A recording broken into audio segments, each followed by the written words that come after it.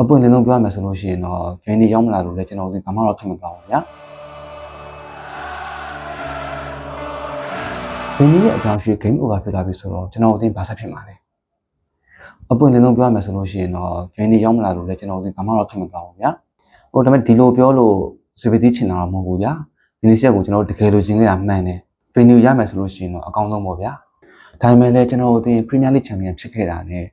ဥရောပ Champion League Final ကိုတက်ခဲ့တာကလက်ရှိဒီ squad နဲ့ပဲတက်ခဲ့တာလက်ရှိ squad မှာလည်းတူဦးတယောက်မှ quality player ရဲ့ဘယ်သူမှရှော့သွားခြင်းမရှိဘူးဟို trust ဆက်ထွက်သွားရဆိုပေမဲ့လည်း Solid နဲ့ဘန်ဝမ်ချီရတဲ့တော့ကိုဒါကိုကျွန်တော်ရုံမတော့လို့ကျွန်တော်ဆိုလိုက်တာဗျာအဲ့ဒီအပြင်ကမှ Premier League ရဲ့အကောင်းဆုံးခွင့်လက်လူတွေကတယောက်ဖြစ်တဲ့ Gumrashton တိုးလာသေးရဲ့ဗျာအားကြောင့်မလို့ကျွန်တော်က Vini ရဲ့ကြောင်းလာလို့လည်းကျွန်တော်တို့ဘာမှဖြစ်မတော့ဘူးလို့ပြောတာဗျာပို့လင်းပြောမယ်ဆိုလို့ရှိရင်ဗျာဒီ Vini ရဲ့ဇလန်ကအခုလိုမျိုးစောစီစီအဆုံးသတ်သွားတာကပဲကျေးဇူးတင်ရအောင်ပဲဗျာမဟုတ်ဘဲနဲ့ဈေးကွက်ပိတ်ခါနေတစ်ပတ်လောက်နေမှအဆုံးသတ်သွားရလို့ဘာလို့ဆိုလို့ရှိရင်ကျွန်တော်တို့မှဖုန်းမြတ်တမဆုံးဖြစ်နေအောင်ပဲဗျာဟိုအခုလိုမျိုးစောစီစီအဖြေတိသွားတော့ကျွန်တော်အနေနဲ့လိုချင်တဲ့တခြား target တွေကိုဂျန်20အတွင်းမှာစစ်ရှင်းနဲ့ရှာလို့ရပြီလို့ပြောလို့ရတယ်ဗျာဆိုတော့ကျွန်တော်တို့လက်ရှိဘယ်တောင်မှန်အတွက်ကိုအဓိကပြတ်မှတ်ထားတဲ့ကစားသမားခေါ်လာထနေရ၄ယောက်ရှိတယ် Everest Bagola ဂျူမီလက်က Yedis နဲ့ Everton Andy ဟိုဒီ၄ယောက်ကိုကြည့်မယ်ဆိုလို့ရှိရင်တော့လက်ရှိအခြေအနေမှာလုံးဝ next level world class လို့သတ်မှတ်လို့ရတာ Everest ရှိမယ်ဗျာပြီးတော့ Tigo ဘက်ကလည်း Everest ကိုရောင်းမယ်လို့အတန်ထားတယ်ပြီးတော့အဲ့ဒီပြင်ကိုမှကျွန်တော်တို့အသင်းဘက်ကိုလည်း Yogres နဲ့ Everest ကိုငွေကြေးအလိုက်ပြီးလဲမယ်ဆိုလို့ရှိရင်လက်ခံမယ်လို့လည်းကိုလာလာထွက်ထားတယ်ဆိုတော့ဘယ်တောင်မှအဲ့အတွက်ကိုရွေးချယ်စရာ option နည်းလာမယ်ဆိုလို့ရှိရင်ကျွန်တော်အထင်အထောင်တက်စမှုအတွက်ကိုပဲ Yogres နဲ့ Everest ကိုငွေကြေးအလိုက်ပြီးတော့လဲရနေတယ်လို့ကျွန်တော်ထင်တယ်ဗျဒါကျွန်တော်အထင်ပေါ့လေဒါပေမဲ့လည်းတစ်ဖက်ကပြန်ကြည့်မယ်ဆိုလို့ရှိရင်တော့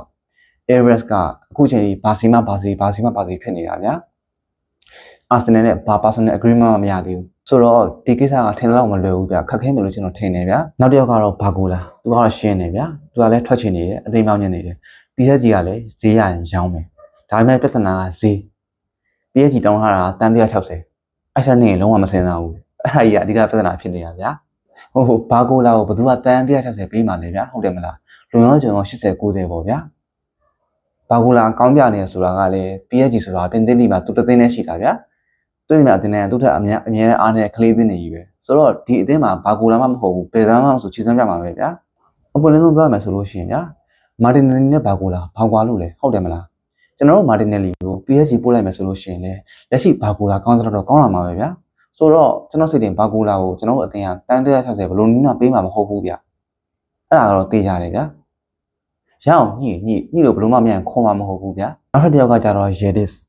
သူကလက်ရှိဥရောပရဲ့အဆုံးတော့ဆုံး talented player တွေကတယောက်ပဲတက်မှတ်ခြင်းခံထားရတယ်လူဗျာ။လို့ဆိုအသက်ကလည်း22နှစ်ပဲရှိသေးတယ်ဆိုတော့ potential အရန်ကောင်းနေဗျာ။အဲဒါကြောင့်မလို့လဲဂျိုဗင်တက်ဘက်ကနေပြီးတော့ not for sale ဆိုပြီးတက်မှတ်ထားတာဗျာ။အဓိကကတော့အသင်းအတွက်အရန်ရေးပါလို့မရောင်းချင်လို့မဟုတ်ဘူးဗျာ။နောက်ထပ်2နှစ်လောက်ဥထားပြီးတော့100ကျော်လောက်ဈေးခေါ်ကျွန်တော်တက်မှတ်ထားလို့ကျွန်တော်ထင်နေဗျာ။ဒါပေမဲ့လည်းကစားသမားဖြစ်သူဘက်ကတော့အသင်းများမှုအတွက်ကိုတကားဖွင့်ထားရလို့သတင်းတွေထွက်နေတယ်ဗျ။ဆိုတော့ Yeris ကတော့ကြည့်ရတာကစားသမားနဲ့ personal agreement ရဖို့တကယ်ကြိုးစားမယ်ဆိုလို့ရှိရင်ဖြစ်နိုင်တယ်။ပြီးတော့အသင်းနဲ့လည်းတခြားဒီလိုနိုင်မယ်ဆိုလို့ရှိရင်ခေါ်လို့ရနိုင်တယ်လို့ကျွန်တော်ထင်တယ်ဗျာဆိုတော့ကျွန်တော်စိတ်ထင်ရဲတဲ့ကလည်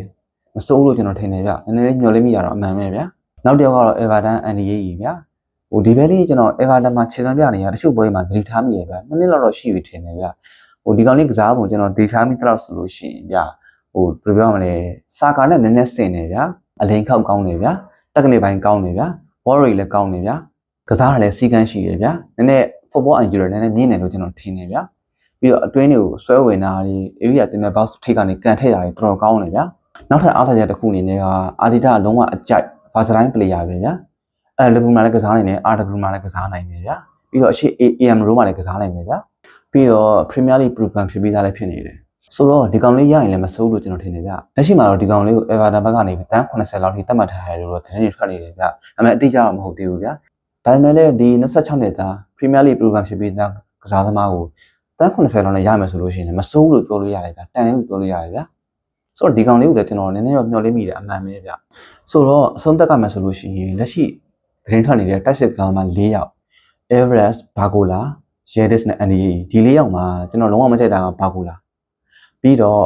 Everest ကကြိုက်တယ်ဆိုရင်လည်း Everest ကရောက်ဆိုတာတော်တော်လေးခဲရနေဗျဈေးလည်းအရန်ကြီးတယ်ဗျဆိုတော့ကျွန်တော်အနေနဲ့ပြောမယ်ဆိုလို့ရှိရင် Yedis နဲ့ Andy နှစ်ယောက်တည်းတယောက်ရရင်မစိုးလို့ပြောလို့ရတယ်ဗျဒါပေမဲ့ကျွန်တော်အကြိုက်ဆိုလို့ရှိရင်တော့